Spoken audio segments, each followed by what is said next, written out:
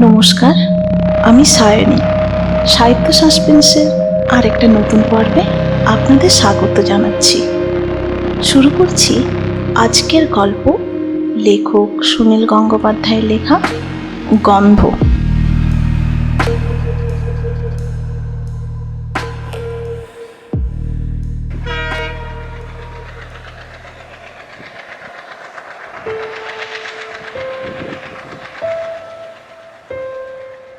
চলন্ত ট্রাম থেকে নেমে ছুটতে ছুটতে সাধনদা আমার সামনে এসে দাঁড়ালেন।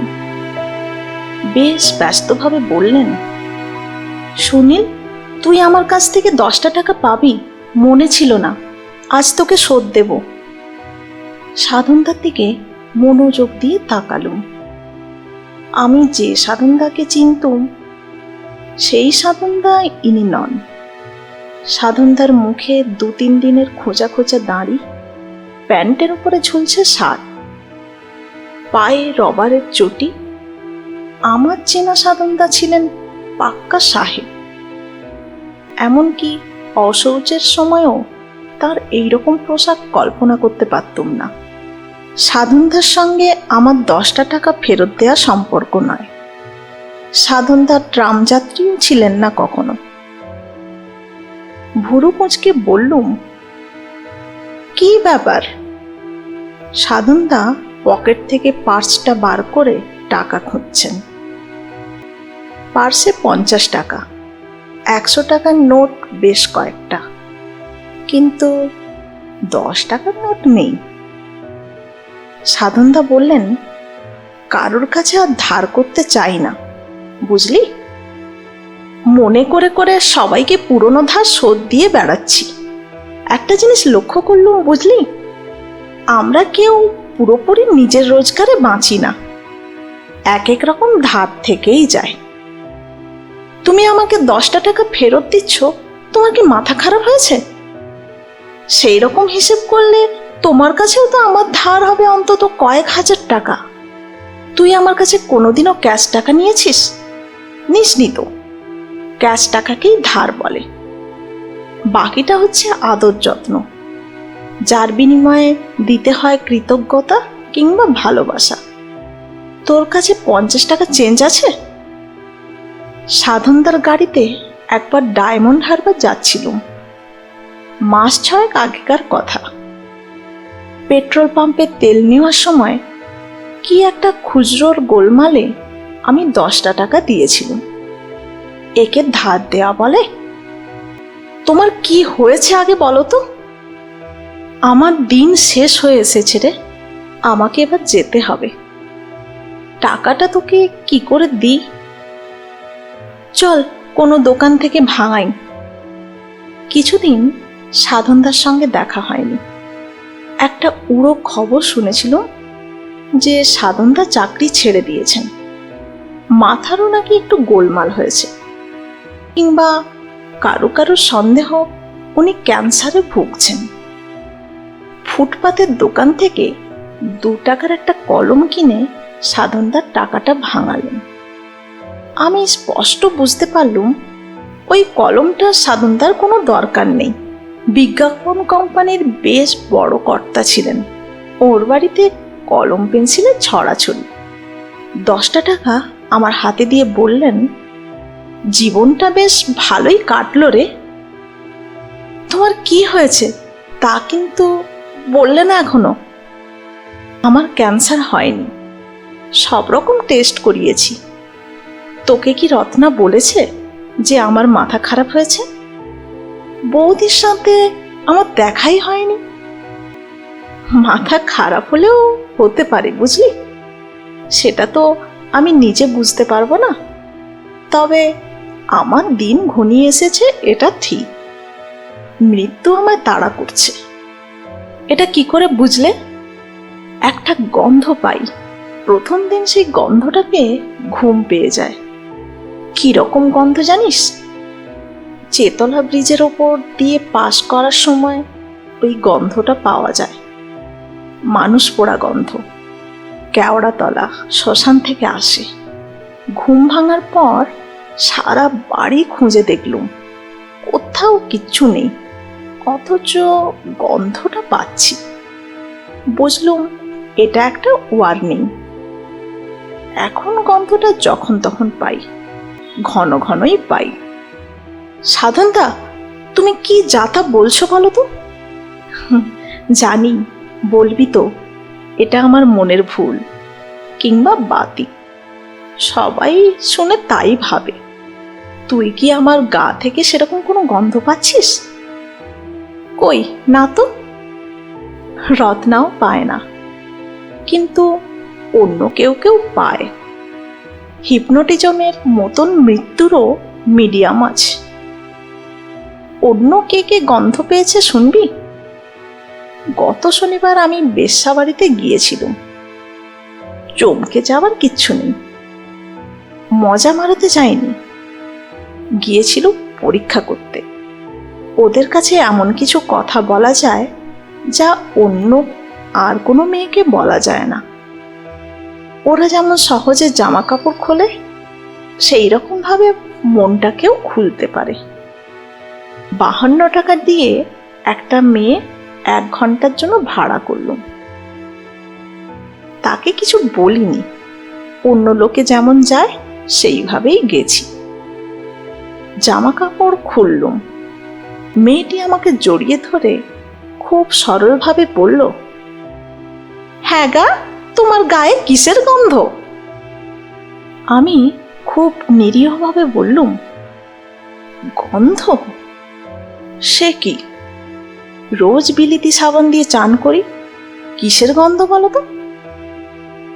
মেয়েটি তবু বলল, হ্যাঁ গো, কিরকম পোড়া পোড়া গন্ধ। তুমি গঙ্গায় ভালো করে চান করো, সব ঠিক হয়ে যাবে। তবে দেখ, মেয়েটিকে তো কেউ শিখিয়ে দেয়নি।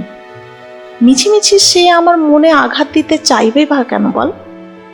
একবালপুরে একটা বাচ্চা ছেলেও ঠিক ওই কথাই বলেছিল। ওরা মিডিয়াম, ওরা ঠিক টের পায়। সাধনদা, তুমি সত্যি করে বলো তো, তুমি এর মধ্যে কোনো জ্যোতিষীর কাছে গিয়েছিলে? পাগল হয়েছিস তুই? আমি যাবো জ্যোতিষীর কাছে? ওসব আমি বিশ্বাস করি না। আমি পারতপক্ষে ডাক্তারদের কাছেও যাই না, কিন্তু আমি গন্ধ পেয়েছি। মৃত্যু বিষয়ক আলোচনা আমার পছন্দ হয় না। মৃত্যু সম্পর্কে আমার ধারণা অনেকটা রণক্ষেত্রে সৈনিকের মতো।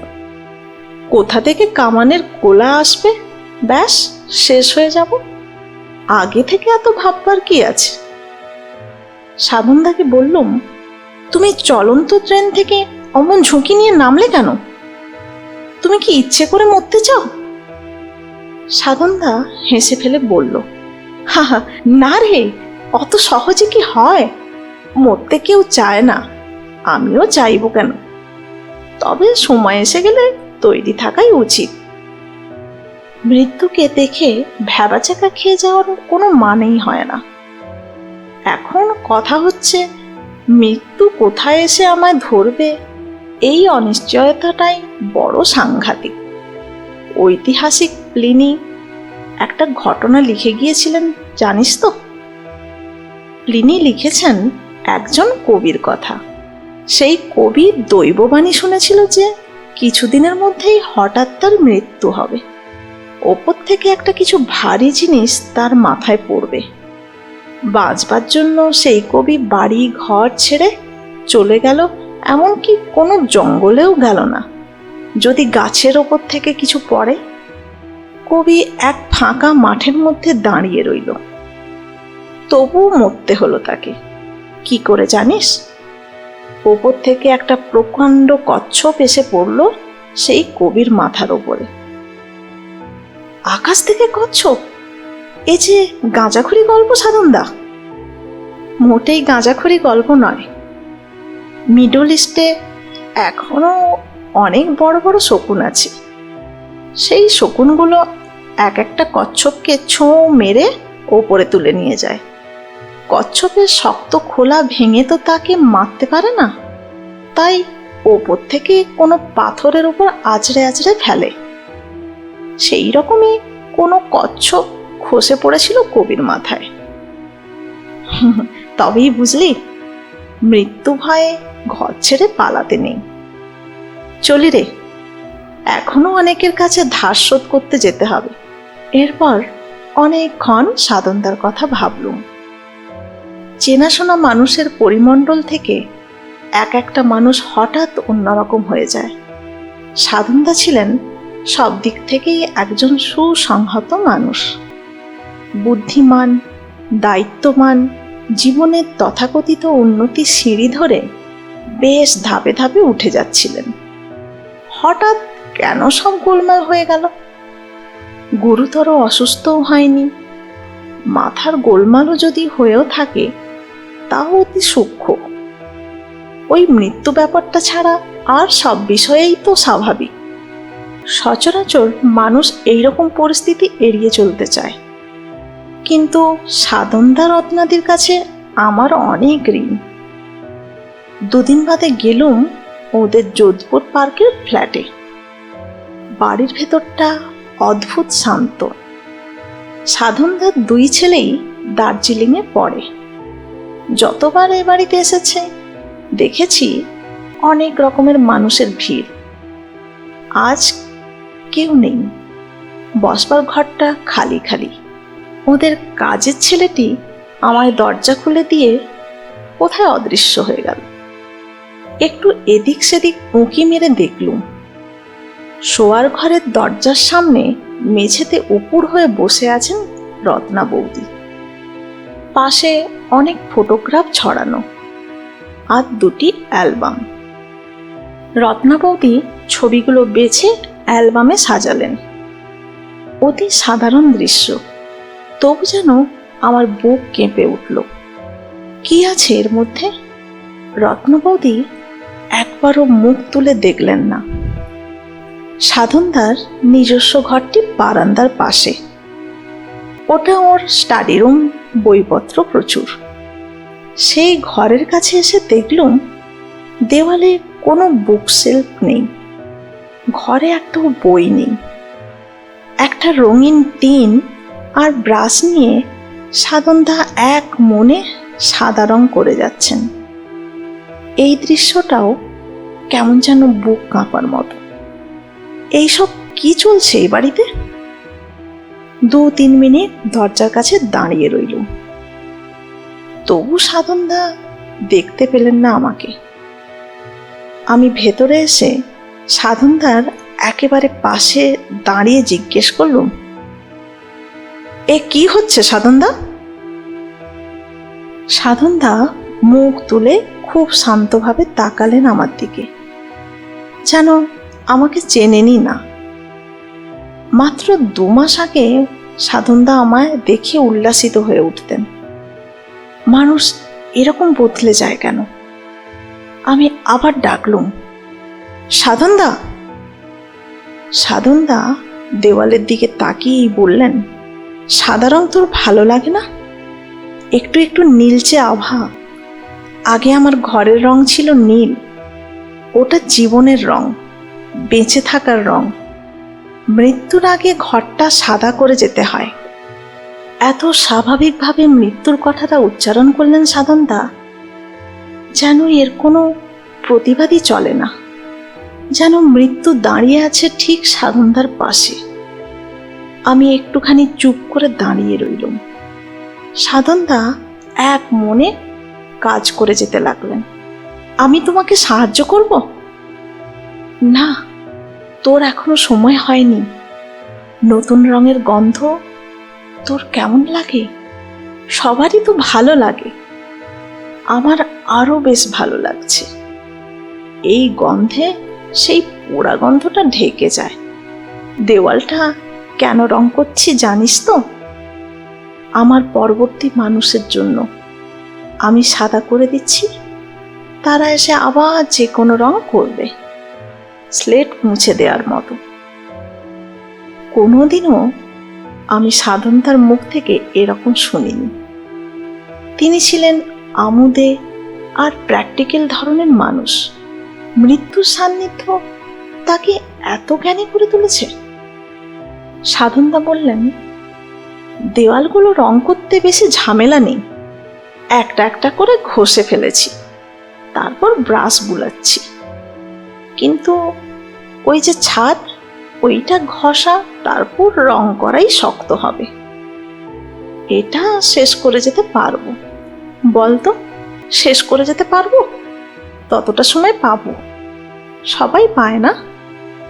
আমার দিকে তাকিয়ে অদ্ভুতভাবে হাসলেন সাধনদা।